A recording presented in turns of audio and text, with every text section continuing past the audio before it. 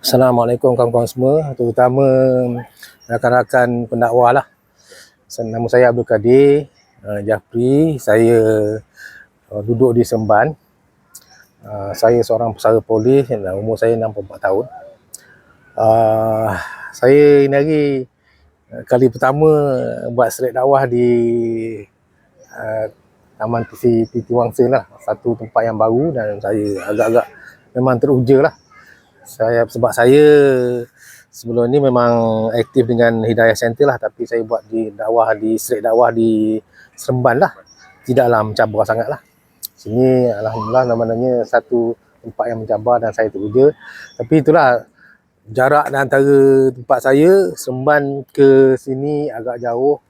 Saya terpaksa awal-awal bangun pagi pukul 5 pagi dah siap-siap beg.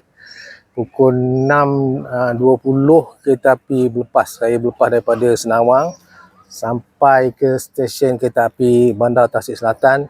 Turun daripada situ, naik pula kereta api LRT yang tanpa pemandu tu. Sampai dekat daripada Bandar Tasik Selatan, sampailah ke stesen Chan Shaolin. Turun pula, naik pula MRT Putrajaya. Daripada MRT Putrajaya barulah turun kemari. Saya sampai tadi daripada 6.20 daripada Seremban, betul-betul saya ngam-ngam sampai ke Hospital Kuala Lumpur tu 8.40. Saya bukannya nak apa-apa kepada kawan-kawan, sahabat-sahabat, terutama orang-orang muda.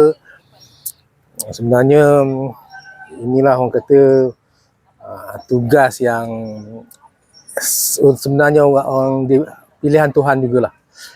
Harap-harap orang muda menjadi pilihan Tuhan, pasal sejak daripada Nabi Adam sampailah ke Nabi Muhammad, apa yang diperintahkanlah menyampaikan dakwah Islamiah. Sekarang ni pada pandangan saya dakwah memang senang dah. Pasal sekarang ni dengan bukti-bukti dengan ceramah-ceramah Ahmad Didat dalam YouTube, Zakir Naik tu, sebenarnya orang bukan Islam dah terbuka. Cuma kita antara berani tak berani menceritakan je. Dan kita sekarang dibantu oleh latest teknologi ChatGPT. ChatGPT tu memang orang kata membantu kita lah.